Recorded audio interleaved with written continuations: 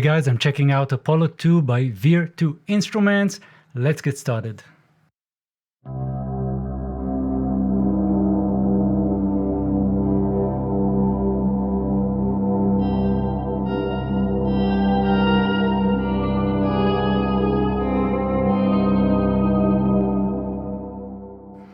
Right, so this is of course a Kontakt library and you can use it in Kontakt or in Complete Control. I'm showing you Complete Control. It's easier for me right now, but definitely use whatever is comfortable for you. And we have the different banks here. So if we'll click the drop down, you'll see that we have the AD companion instruments. These are the Ambient Designer instruments. We have the Ambient Designer snapshots themselves, which I'm going to show you. Instrument snapshots, which are more melodic. That's what we have right now. So we can actually play the keyboard. The Ambient Designer, let me show you that, is more about sound design. So we have the keyboard split between the different engines. And for each of the samples, each of the engines, we have loops and we have their endings. So for example, we have the yellow, the first engine, and then we have the blue. So this is how it sounds.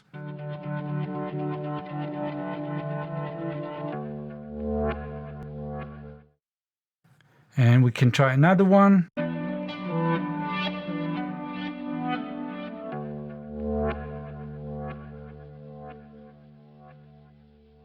And that's the ending.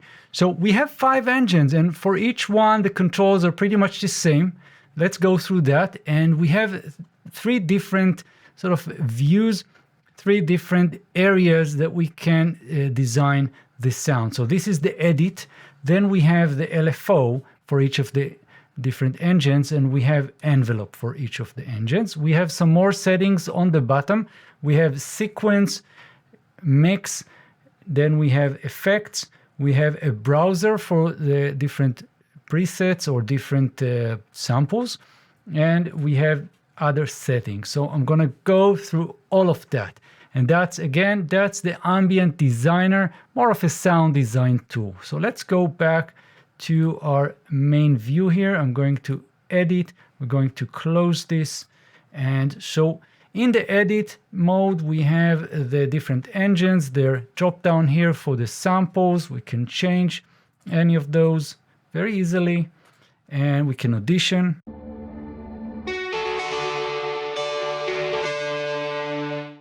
Right, and we have volume, we have pitch, we have panning, we have low and high cut. If we like, we just trim that. We can move it around. We can run the loops in their normal speed, or maybe half or double. We can sync this to our BPM, and we have mute solo and routing. Right now I'm using the Kontakt as just stereo output, but if you have multi-output, then you can route each of those engines to different output and continue processing in your DAW. So that's the edit mode.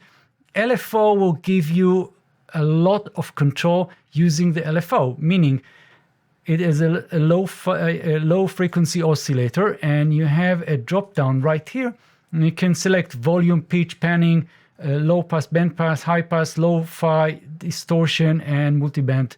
And so that's a lot. Let's try the panning. So right now that's what we have. But if I'm gonna increase the amount, you'll see that we are playing left and right. And of course we have the speed. And we can change the phase because again, it's an oscillator, it oscillates, and we can change the type of the wave shape. It can be sine, triangle. Obviously tempo sync right now, but we can do free. And let's try the volume.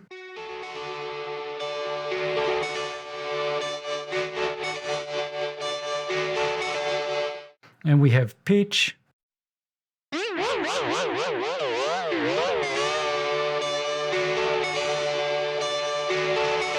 Right, so you can play with that, you get the idea, right? So next we have the envelope, and with the envelope here we have not just the ADSR, we also have hold. If you're not sure what exactly is ADSR or what is an envelope, it's a way for us to shape how the loop or how the sample is being played over time. So the A stands for attack. How fast are we going to reach the top level of the velocity? So if the attack is very, very fast, right, 0 millisecond, it means that we are reaching the top right away. But if we want to create sort of a pad, we'll go with a longer attack, meaning it will take a while until the volume reaches its maximum velocity.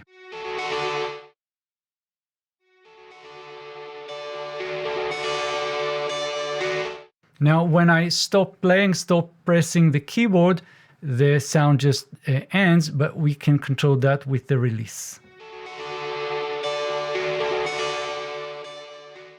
Now, a quick way to create pads will be just to click this pad button here, and it will be set for you.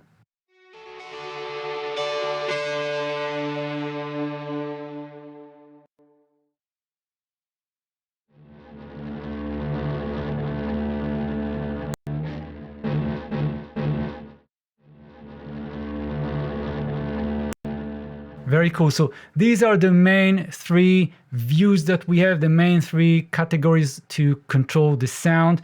And so next we have the sequence or mix. And this is really cool stuff because we have the engine select. So we can just go and select engine 1, for example, and then turn on whatever we want to sequence. So if we want to sequence the panning, for example, we'll turn that on. We'll click the title panning, so we'll get that panning, and we already have something going here. So we have the speed. Let's just slow it down to 16th, and we are already engaged and ready. So I'm going to play engine 1. And if you're listening with headphones or in your studio, then you can hear that we are going left and right. If we want to sort of sequence the pitch, we can do that as well. Let's go with the pitch, and we can draw whatever we like here. And by the way, we can actually reverse the samples. And you can see that we have C0, C sharp, and so on. And that matches all the yellow keys that we have. So each of those keys will have its own sample, and you can sort of mix them right here and decide if they are straight or going in reverse.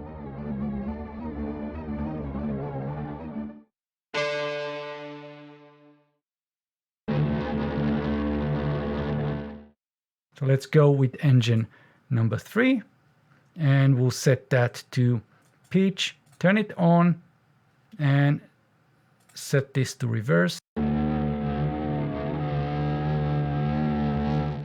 All right, so that's the sequence or mixer. We also have effects, and again, we have the same selector for the engine. So we can go engine 1, and we have all the different effects. For example, we can add a reverb, turn it on, and we have all the controls. We can set the send or delay. And let's set the rate, feedback.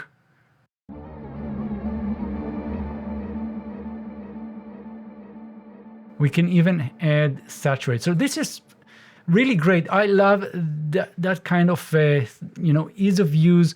Very easy to navigate, very easy to understand. You don't need to read the user manual. Very, very straightforward stuff.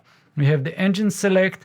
We select whatever engine, and we turn on the effects. We also have the master effect, and again, that will be obviously going and just summing up everything. So we can have a bass compressor on top of everything, or maybe saturation.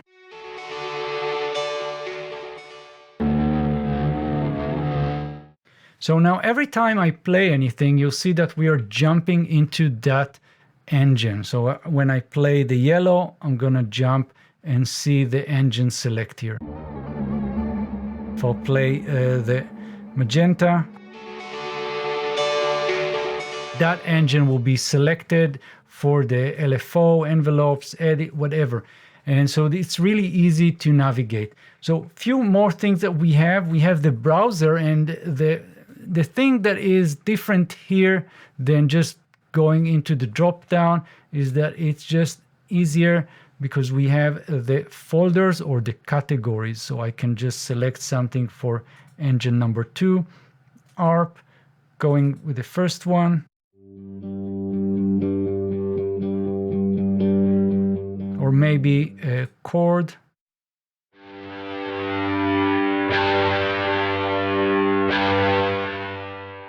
And we can also randomize the engines here. So there's a lot of things to play. So that is, in a nutshell, the Ambient Designer. So you can have a lot of fun with this, and there are so many different presets. Let's try some of them.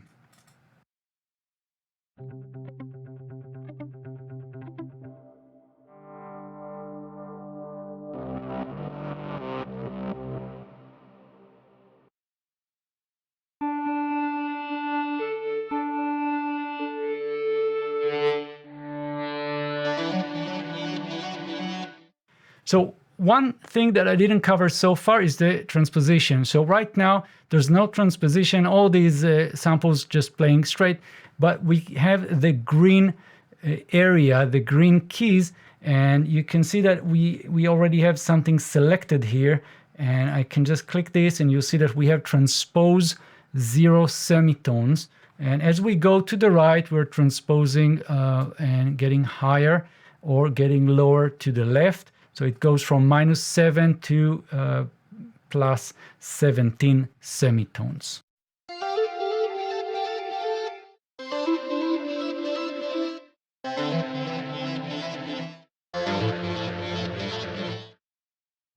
Right, so this is pretty much it. So that is the Ambient Designer. Now let's head over to the instrument snapshots, and I'm going to click that X here. We have the banks. We're going into the instrument snapshots, and I'm just going to go with this one here. And again, we have the 5 engines, but we don't have to use the 5 engines. Right now, we can see that we have engine 1, 2, 3, 4 is not used, and 5 is not used. But we only see 2 colors. Why is that? Because we have some overlap. So these blue keys, meaning that we have some overlap between some of the engines. And that brings me to talk about the fact that you can have any of those engines cover different areas of the keyboard, and then you can use both hands and have different sounds. And so let me show you where that comes from. How do you set that up? So if you go into keyboard on the bottom right here, you'll see that for each of the engines, we have the different low key and high key, and we also have velocities, and we have transposition. So what I can do is just go with engine 1 and just go all the way down and get this as well. So you can see exactly what's happening right now. We have engine 1, the yellow, magenta is going to be 2. Then we have the EBO number 3 right here. And if I'm going to turn on number 4, you'll see it right here. But there's some overlap. So I'm going to just go and set it like so. And we can turn on engine 5 and set that as well. So I'm going to go, and the low key is going to be somewhere up there.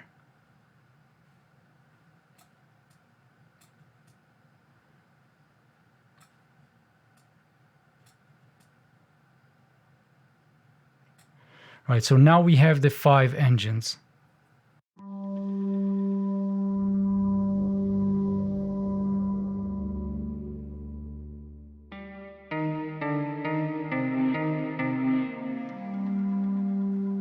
Right, and we can change the different sounds here. So let's go back into our main view, and I can just click this drop down here and get some other type of sounds.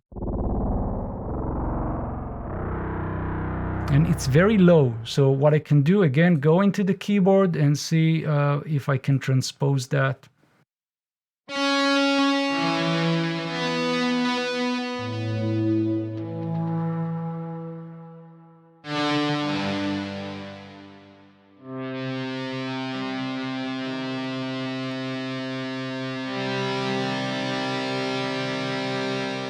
Right, and again, for each of those engines, just pick whatever sound you like.